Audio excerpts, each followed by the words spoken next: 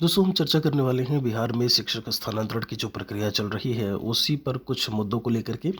यहाँ पर आपको हम सबसे पहले बता दें कि आपका जब हम बात करते हैं विकल्पों को लेकर के 1 से लेकर के 7 तक जो विकल्प दिए हुए थे, जिसको आप बहुत अच्छी तरीके से जान रहे होंगे यहाँ पर। और यहाँ पर देख रहे होंगे कि एक जो क्रम दिया हुआ है कि एक क्रम से लेकर के 1 से लेकर के 7 तक, उसी के आधार पर जो स्थानांतरण की प्रक्रिया है उसको प्राथमिकता भी दी जाएगी। मतलब जो पहले नंबर पर है उसे प्राथमिकता पहले दी जाएगी, उसके बाद सेकंड, थर्ड और इस तरीके से सबसे लास्ट में जो है वह अच्छे स्थान से वर्तमान पदस्थापन की दूरी शिक्षक और शिक्षिका दोनों के लिए।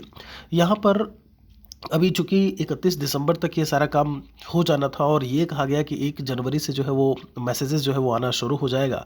तो ऐसे में देखते हैं कि 1 जनवरी 2025 से क्या कुछ जो है चीज़ें शुरू होती हैं ट्रांसफ़र को लेकर के। इसमें डिले आपको ज़रूर देखने को मिल सकता है। एक चीज़ और हम आपको बता दें कि प्रीवियस जो नोटिफिकेशन था, जो अक्टूबर नवंबर में आया था, उसमें जब आप पॉइंट नंबर चौथे पर जाएंगे तो उसमें दिया हुआ था कि विकल्प नहीं देने की स्थिति में उनके वर्तमान पदस्थापन स्थान को गृह जिला मान करके कहीं पर भी पदस्थापन कर दिया जाएगा। एक ये पॉइंट।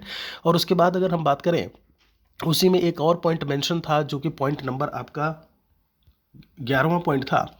उसमें दिया हुआ था कि 10 विकल्प का अवसर होगा अगर 3 विकल्प, चूंकि 3 विकल्प अभी भी अनिवार्य माना था, और ऐसे में अगर आप उन 3 विकल्प को भरते हैं या 10 विकल्प को भरते हैं, उनमें से अगर आपको स्कूल या कॉलेज नहीं मिलता है या आपको जो भी ब्लॉक अनुमंडल जो भी आपका है वो नहीं मिलता है, तो उसमें मेंशन किया हुआ था कि इस स्थिति में सॉफ्टवेयर द्वारा उन्हें जिला या फिर निकटतम जिला में पदस्थापन कर दिया जाएगा। मतलब आपका ट्रांसफ़र निश्चित था, उसमें आपको जो आपने चॉइस ली है वो मिले ना मिले, इसकी कोई गारंटी नहीं है। अगर मिलता है तो बहुत अच्छी बात है, नहीं मिलता है तो आपको कहीं और भी भेजा जा सकता था। लेकिन ये बात जब हम बात करते हैं इस नोटिफिकेशन को लेकर के, तो इसमें कहीं भी जो है वो मेंशन नहीं किया हुआ है।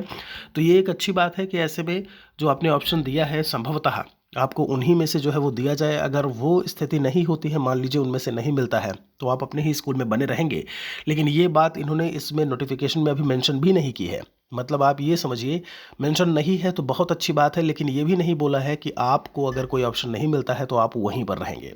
फिलहाल के लिए हम ये मान के चलेंगे कि ऑप्शन अगर आपको नहीं मिलता है, चूँकि नोटिफिकेशन में जैसा मेंशन है कि ऑप्शन में जो भी आपने अपना ब्लॉक, जो भी आपने म्यूनिसिपैलिटी भरा है, वह अगर आपको नहीं मिलता है, तो ऐसे में आप अपने जो भी स्कूल है, मूल स्कूल में आप ऐसे में पदस्थापित रहेंगे।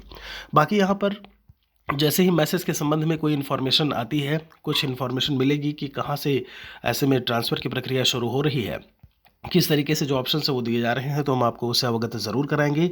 इसमें जो चांस कम है वो है जब हम 7वें नंबर पॉइंट की बात करें, और ये बात जब हम बात करते हैं माननीय शिक्षा मंत्री जी की या फिर एसीएस महोदय की, तो उनके द्वारा भी ये बात जो है कही गई कि हम वरीयता के क्रम में ही ट्रांसफ़र जो है वो करेंगे। आपको भी पता है कि इस ट्रांसफ़र की बात करें 7 नंबर की, तो कितने सारे आवेदन, 1,70,000 के आसपास आवेदन जो है वो इसी में ही देखने को मिले हैं। और यहाँ पर कई सारे ऐसे हैं जो कहीं ना कहीं रॉन्ग इन्फॉर्मेशन, गलत इन्फॉर्मेशन दे करके उसके बाद जो है फॉर्म भरे गए हैं। बाकी यहाँ पर कमेंट में कोई और सवाल है तो लिखिएगा ज़रूर।